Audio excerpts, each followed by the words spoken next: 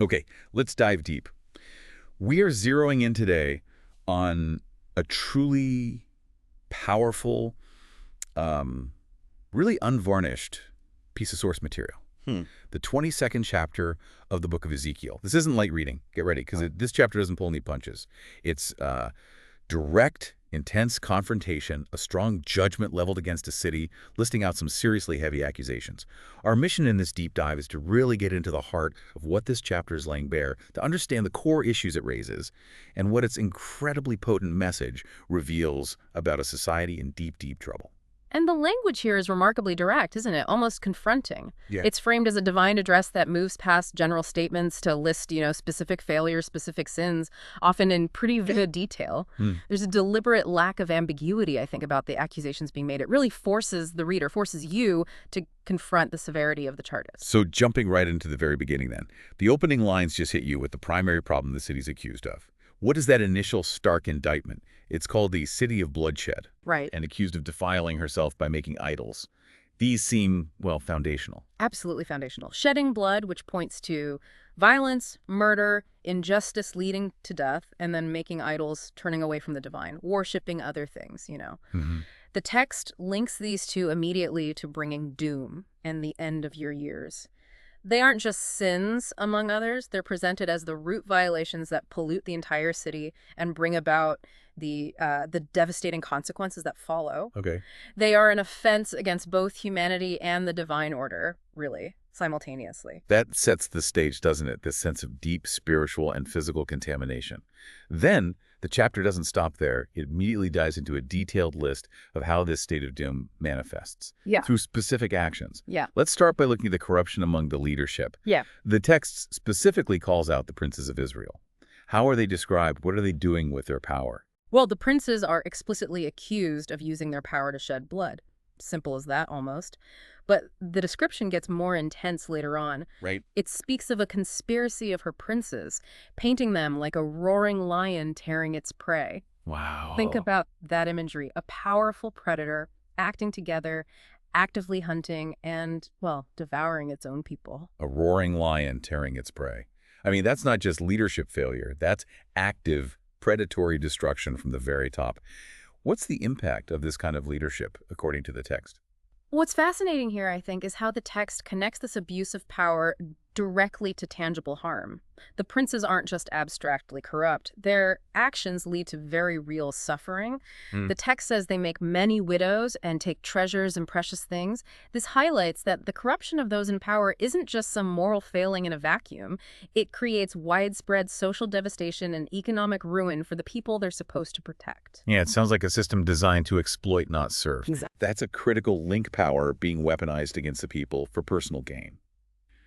But the chapter shows the rot wasn't confined just to the powerful elite, right? Yeah, not at all. It also describes a breakdown in how people treated each other within the community, particularly the most vulnerable. What specific examples does it give of sins against these groups? Yeah, it lists a failure in basic familial respect, like treating father and mother with contempt. And crucially, it highlights the mistreatment of those without sort of natural protectors or social standing, Yeah. oppressing the alien, the resident foreigner, and mistreating the fatherless and the widow. These are, the classic examples of those dependent on the community's compassion and justice. Those are powerful, really heartbreaking examples. It paints a picture of a society where the most defenseless are just fair game. What does that tell us about the overall moral fabric? Or maybe the lack of it? Well, it raises a really important question about the very soul of the society, doesn't it? When the most vulnerable members are not only neglected, but actively targeted and exploited. It signals a fundamental collapse in justice, compassion, and social responsibility. It means the basic ties that hold a community together, mutual care, respect for elders, protection of the weak, they've been severed. It shows a profound hardening of hearts across the community, really. Shifting gears slightly then, the chapter also points a very sharp finger at religious and moral corruption, particularly involving the priests. What are the accusations against those responsible for guiding the people spiritually, for upholding divine law? The text says they despise holy things and desecrate the Sabbaths. More specifically, priests are accused of doing violence to my law. Wow. Violence to my law. Yeah. And listen to these particular failures, not distinguishing between holy and common, teaching no difference between the unclean and the clean, and shutting their eyes to the Sabbaths. Violence to my law, that's really strong language for religious leaders. Mhm. And not distinguishing between holy and common, clean and unclean. What's the significance of that? That blurring of lines. Precisely. If we connect this to the bigger picture, the religious leaders who were meant to be the arbiters of divine standards and moral distinctions are actively undermining them. Right. By failing to distinguish between the sacred and the mundane, the pure and the impure, they erode the very foundation of the community's moral and spiritual framework. They're supposed to open the eyes of the people to God's ways, but instead they're described as shutting their eyes to key markers like the Sabbaths. And this directly leads, according to the text, to God himself being profaned among them because those meant to represent him are distorting and violating his standards. The chapter gets even more specific, and some of the details are, well, quite graphic and uncomfortable, describing sexual and other moral offenses within the general populace. Oh. What are some of these specific details listed? It lists slanderous men bent on shedding blood, which is an interesting and disturbing link between destructive speech and actual physical violence. Yeah, that is interesting. It details engaging in idol worship at mountain shrines and committing lewd acts there. Then it lists a whole series of significant violations within personal relationships and family, dishonoring fathers' beds, violating women during their period, which violated specific purity laws, committing a detestable offense with a neighbor's wife, Okay. shamefully defiling a daughter-in-law, and violating a sister, his own father's daughter. Wow. That covers a wide and really disturbing range of relational and sexual boundary violations. It mixes religious offenses with very personal ones. You mentioned mountain shrines were these pagan worship sites. Yes, generally mountain shrines or high places were often elevated sites used for worship of other gods, associated with practices explicitly forbidden in their law. So participating in worship and lewd acts, there was a direct act of idolatry coupled with immoral behavior. Got it. And the details regarding violating women during their period or within the family structure, like the daughter-in-law or sister, highlight violations of both specific ritual purity laws and fundamental familial and social boundaries. It shows a deep decay in personal conduct and respect. Yeah. The pervasiveness of these offenses just underscores a deep level of moral decay that had infiltrated the most intimate aspects of life and corrupted community standards pretty much across the board. And it wasn't just social, religious, or sexual sins. Economic exploitation is also a major focus here. And it's tied directly back to that bloodshed mentioned right at the start. Exactly. What specific accusations are made regarding money, gain, and how people treated each other financially? The text accuses them of accepting bribes to shed blood, showing how even the justice system was corrupted for financial gain.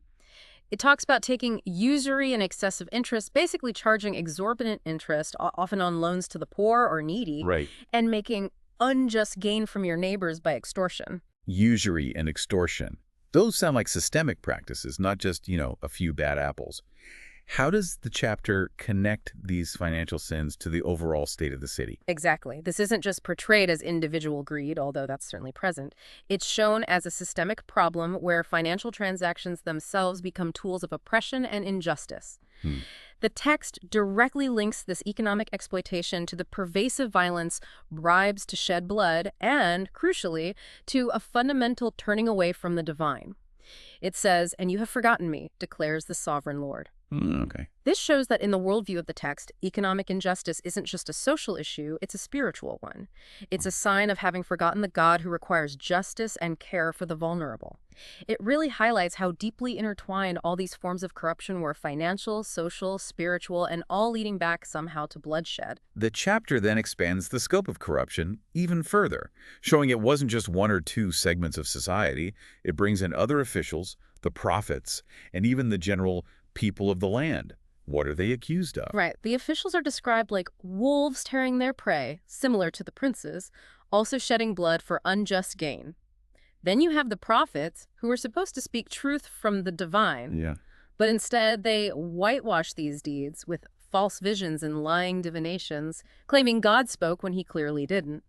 They're essentially providing like religious cover for the corruption. Whitewashing. Wow. And finally, the people of the land themselves are implicated. They practice extortion and commit robbery. They oppress the poor and needy and mistreat the alien, denying them justice.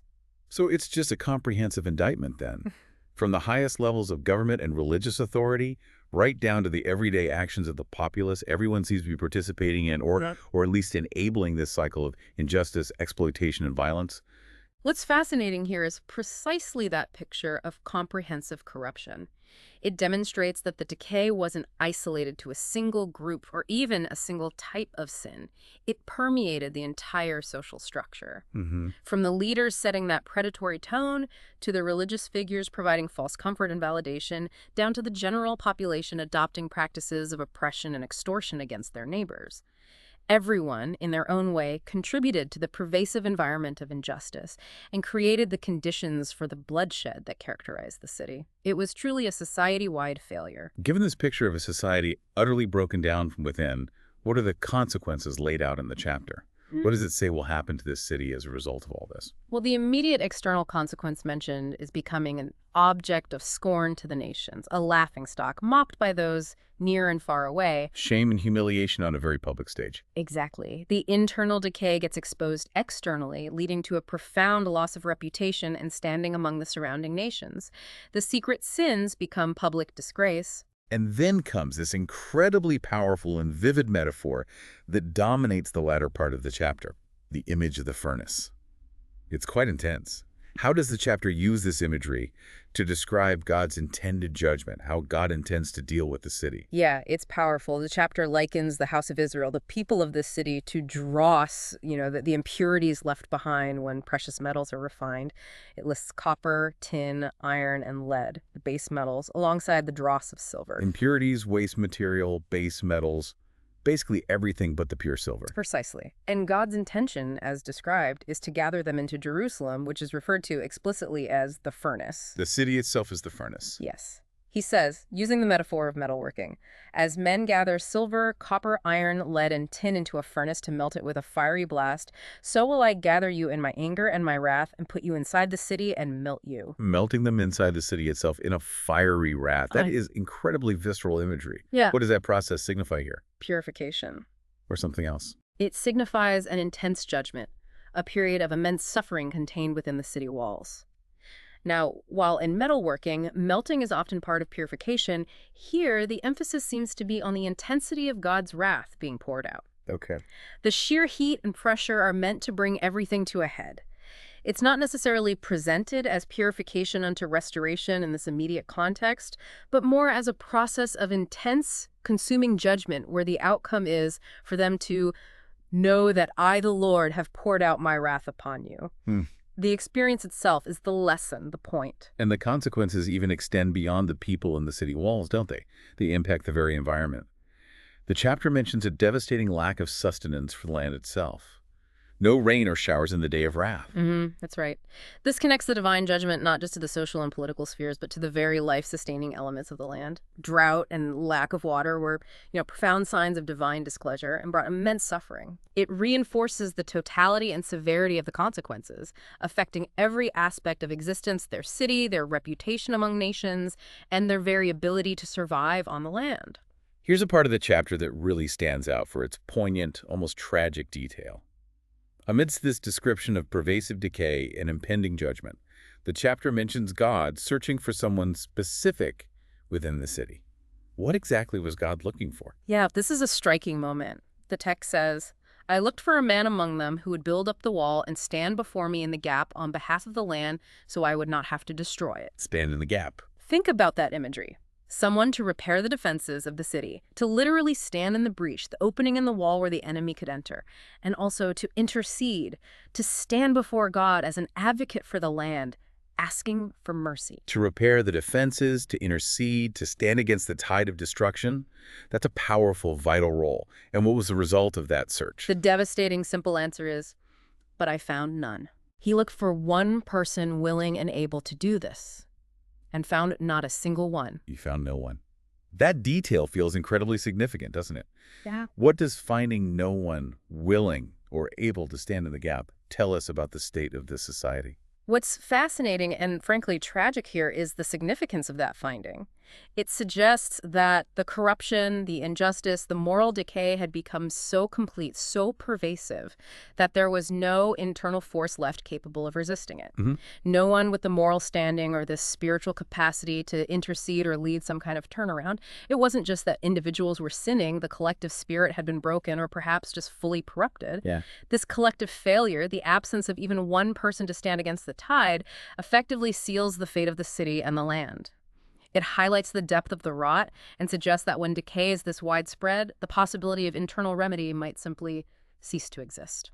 And so the chapter concludes with the final outcome flowing from this state and the failed search for intercession. Mm. Based on this deep dive into the text, what does it state God will do? The declaration is final and irreversible.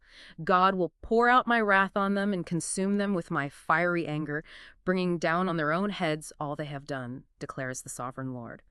The consequences are directly linked back to their actions. Their own deeds have brought this judgment upon themselves.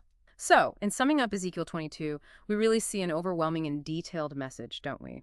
It's a comprehensive indictment against a society utterly riddled with injustice, corruption operating at every single level, from the highest princes and priests down to the actions of the general population, and a profound disregard for both divine law and basic human well-being. Yeah. The chapter doesn't just list sins, it starkly illustrates how such pervasive moral and social failure inevitably leads to severe judgment and destruction.